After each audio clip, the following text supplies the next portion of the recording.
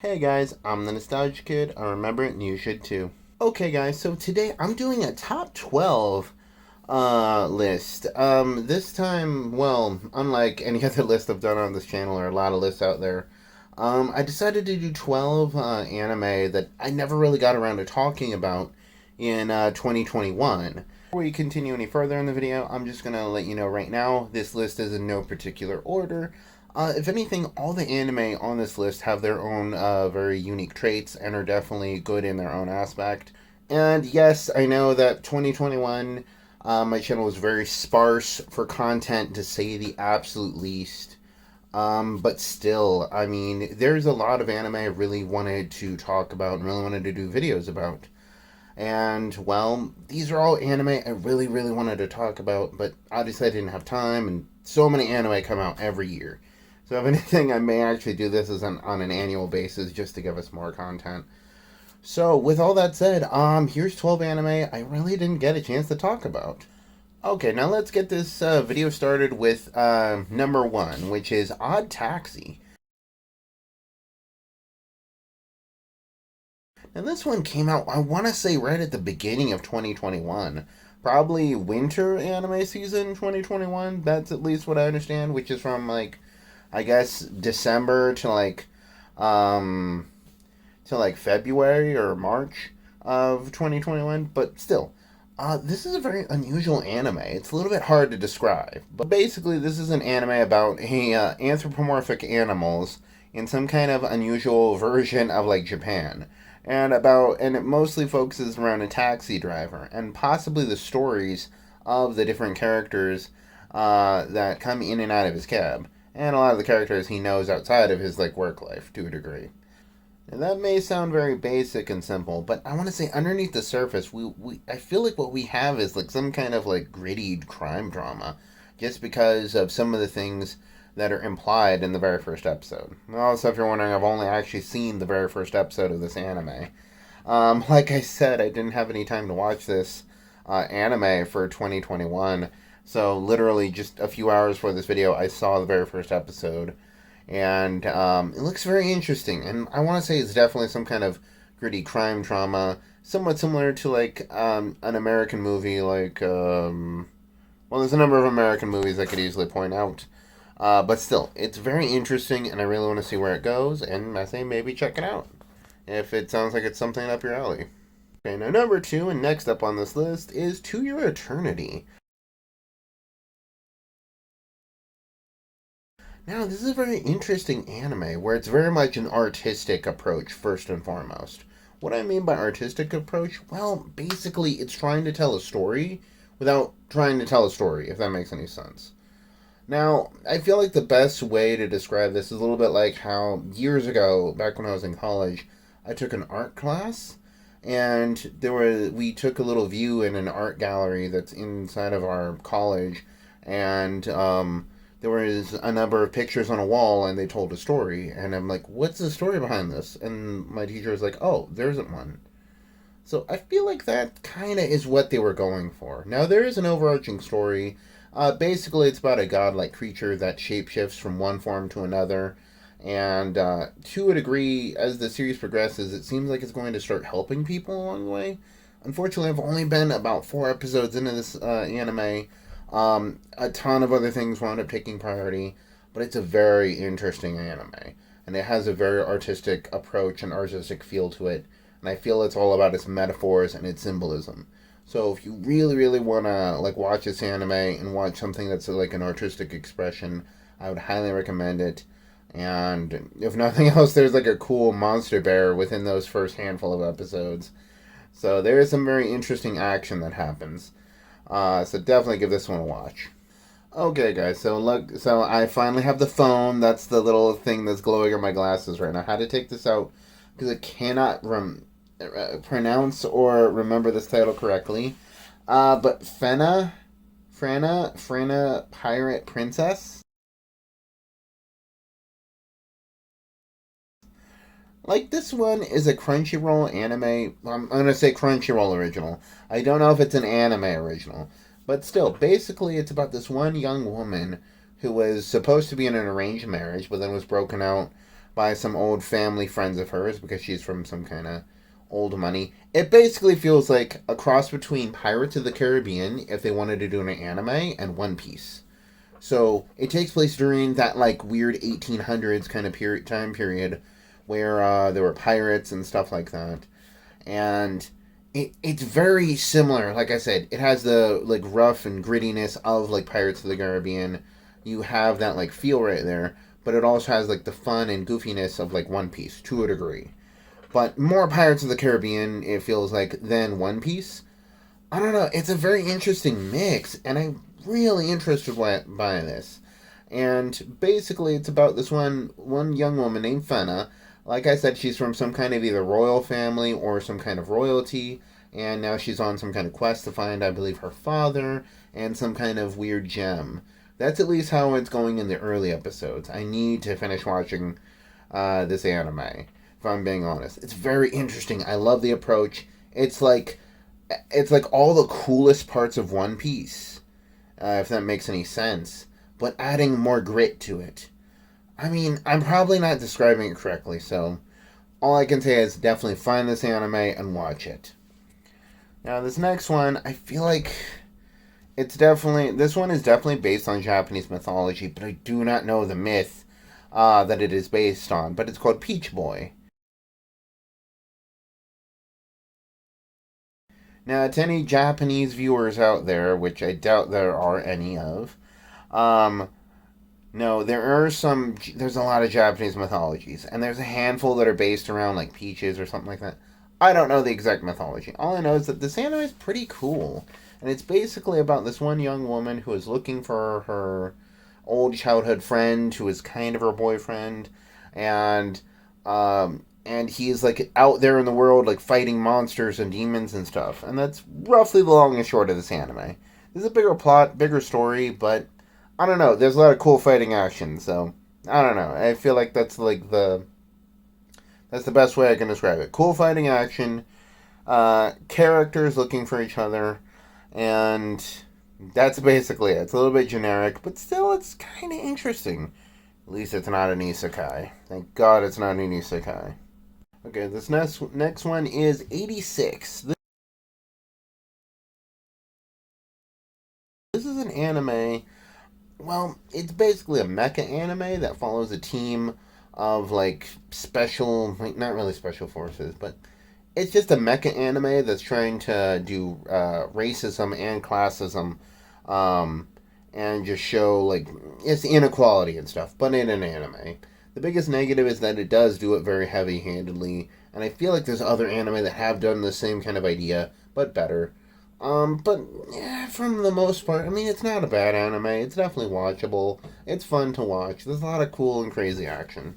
So if you just want to see a lot of cool action and robot mechs fighting each other, definitely give this one a check out. Now, this one, Other Side Picnic.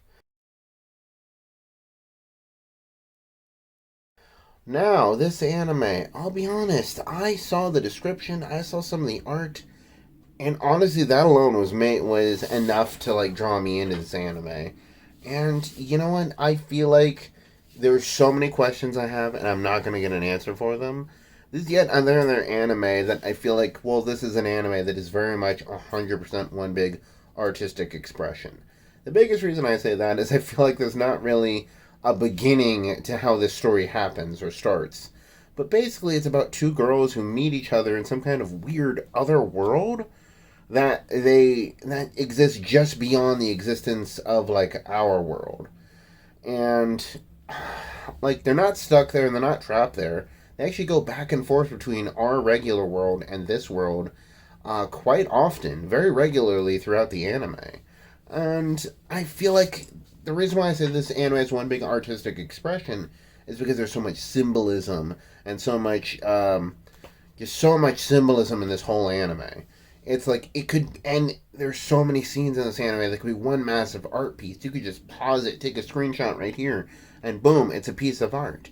Then it's very abstract in the sense of like doing so many things, with like different mythological creatures, and it's really like bringing all these mythological, like Japanese mythological creatures to life. It's kind of like, it kind of reminds me of a number of other anime, like Inuyasha, or, um, yeah, just mostly Inuyasha. Still, overall, it's very interesting, and despite the fact that it's about these two girls that go in and out of another world, I'm gonna actually say it's not truly an isekai. If you wanna like have something that's kind of a mind trip, definitely check this out. Okay, now this one, Duke of Death. This one, really, I really enjoyed.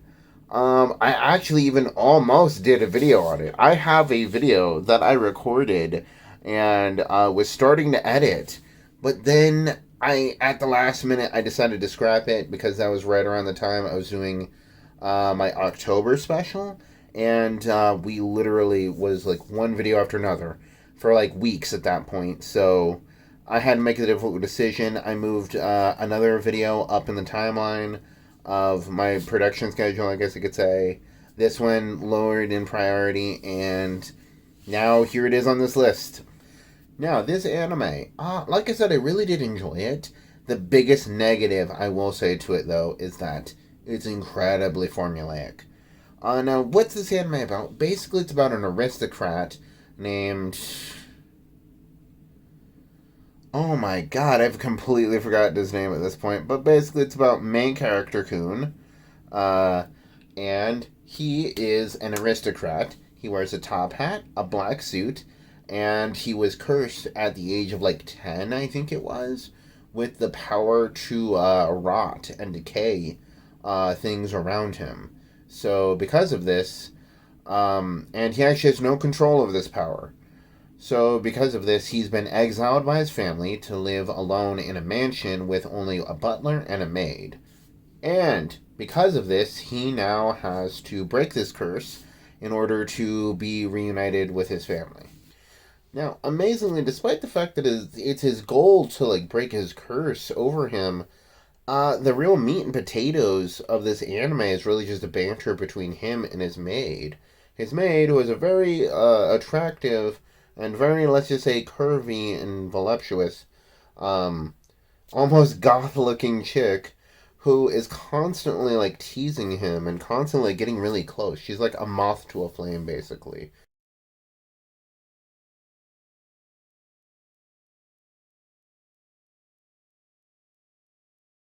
She's constantly egging him on and teasing him to try to touch her, and she almost wants him to touch her. And if anything, she's using her body as an excuse for him to try to come up with more reasons to break his curse once and for all.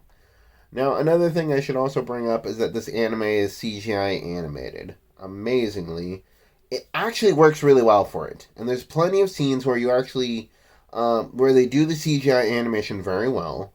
And there's plenty of scenes where I actually forgot it was CGI animated. That's just how well they did the artwork in this anime. So, if nothing else, it looks really, really good. Unfortunately, in my book, that's kind of the best part about the anime is the artwork. Now, am I trying to say I like this anime or I don't like this anime? I know I said in the beginning of like this little of this one that I really enjoyed it. I did, but the more you think about it, it's a situation of like she's constantly teasing him and flirting with him and doing all these little things, and it's like we get it by now at this point. Hey guys, me editing here. So basically, it's just a situation of she does something like this, lift her skirt. He makes a weird face, like in this image right here. He then feels sad, he can't touch her, and that's pretty much it. Wash, rinse, repeat.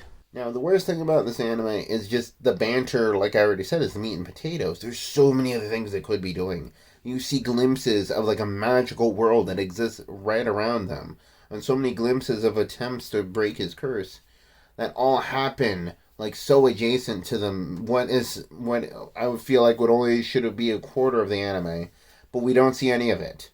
So that's the worst thing I will say about this anime is that it's focusing too much on the characters. And it's not really a bad thing because they are very emotional characters, so it's interesting to see their story. But I also feel like they're just doing one big song and dance just for the sake of doing one big song and dance. And I don't like that. Still, if you like maids, you like romance, you like comedy to a degree, and you want to check this out? I say go for it. Now, this next one is Do Not Toy With Me, Miss Nagatoro. Yeah, I'm talking about this anime. Okay, now this one, I feel like it's gonna divide a lot of people on whether or not and it has divided people on whether or not it's good, and whether or not it's like awakening some kind of fetish inside of people. Now, I don't know. I feel like it's interesting, and if nothing else, Nagatoro herself is cute, and it is to a degree fun to watch her like mess with this guy, but I don't know. I mean, I'm very on the fence the entire way through, but if nothing else, it is fun, and if nothing else, I feel like Nagatoro does like the main character in her own way, and I don't know. It's like there's a lot to unpack with this anime. Or there's less to unpack, and it really is just some kind of live action fetish. And maybe there's something wrong with me here. I don't know. But you also got to remember the creator of this guy actually did used to do hentai. Okay, now next up is Promise Neverland Season 2. Well,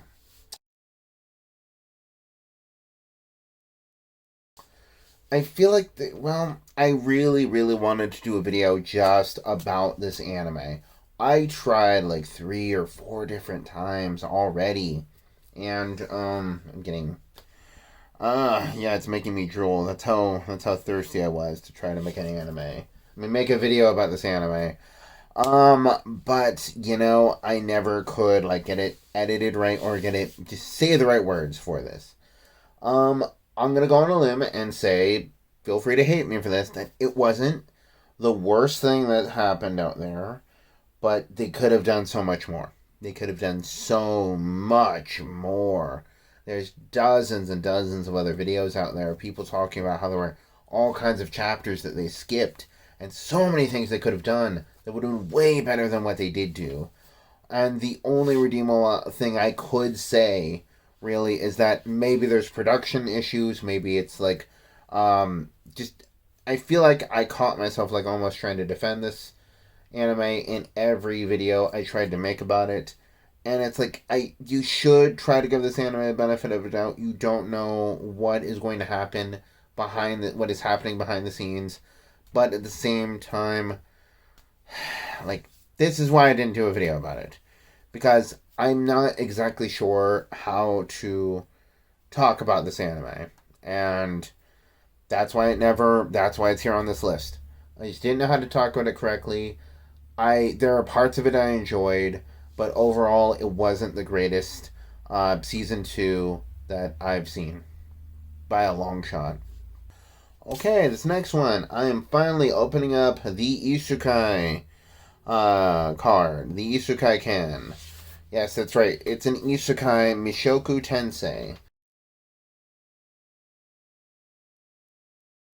This anime, I'll be honest, I've really enjoyed this one, but it also fits in that one category that I already talked about in a whole nother video, like already nearly a year ago. Well, not a year ago. It's been a while since I did the video, but the whole reason I didn't talk about this anime is just because I've already said I'm not going to be talking about isekai anymore. And then this goddamn thing came out. Like, right around the same time I was doing that video. And it's like, it would have made the video, at least on the positive list, just because it does everything I like that an isekai does. That it almost completely divorces itself from the world that it came from. At least when the main character divorces himself from the world he came from. And I really do enjoy that because I feel like they're not constantly referencing that world. And also, the other reason I watched it is I actually heard this is one of the very first isekai out there that really started the genre. Outside of, let's say, Sword Art Online, or maybe even a few others. But still, slightly, this came out, the manga at least came out slightly before those did, and it was relatively new. And it really set a lot of standards for a lot of other manga and anime moving forward. So, it's pretty good, to say the absolute least. And, well, it's definitely worth watching. Okay, this next isekai is, well, not, this next anime is yet another isekai called World's Finest Assassin Reincarnated as an Aristocrat. Now, that's basically what this anime is about. It's about some kind of hitman from our world who gets reincarnated as an aristocrat in another world. And amazingly, he gets reincarnated as another assassin. And for the first time in a while, I feel like this is an isekai where I would have liked to have known a little bit more of the character's backstory, basically his life in our world before he went to the other world, because there's a number of things he says and does in the anime that makes me wonder what was his life truly like. I don't know. I just would have liked to have seen more of his life, and I feel like that's a rarity with a lot of isekai out there, and just because he's a very interesting, like very calculated and cold blooded, um, just intense person. The best description I can put for this anime is it's basically John Wick the anime. Even though there's probably already one in production right now, wouldn't surprise me. Okay, so there is no John Wick anime yet, but the actor who plays John Wick is actually working on an animated series based on a comic book that he actually wound up writing with Netflix. Okay, this next one, yet again, I had to pull out my phone to see what I'm talking about here. It's Taket OP Destiny? Now, I've only seen one episode of this anime, and from what I understand, it's actually based on a smartphone game, of all things. But basically, it's an anime about this one duo that's traveling across America, trying to go to New York for some reason. Reasons about that involve fixing one of them. And basically, along the way, they're fighting different monsters that respond to music. One of these characters of this duo is what's known as a maestro, and the other one's what's known as a music cart. And basically, one of them is a musician to a degree, and basically they work together. They fight giant monsters, and that's pretty much it. There's a lot of cool action, so nothing else. It's dumb, fun, and there's a lot of cool action. So it's I've only seen, like I said, one episode, but it already looks pretty interesting, and I really do love how gung ho the two main characters are. They're all about either fighting the monsters or the music, and they just want music to be the answer to all their problems. So if nothing else, it's really going. I'm not exact. I've never played this smartphone game. I'm tempted to look into the smartphone game, but I really, it's just really interesting so far, and I've only one episode in. So this sounds like your kind of game or anime in this case. Definitely give it a try. Maybe I'll have the next game or review the game one of these days. Okay, guys, that's everything I have to say for this video. I'm the nostalgia kid. I remember it, and you should too.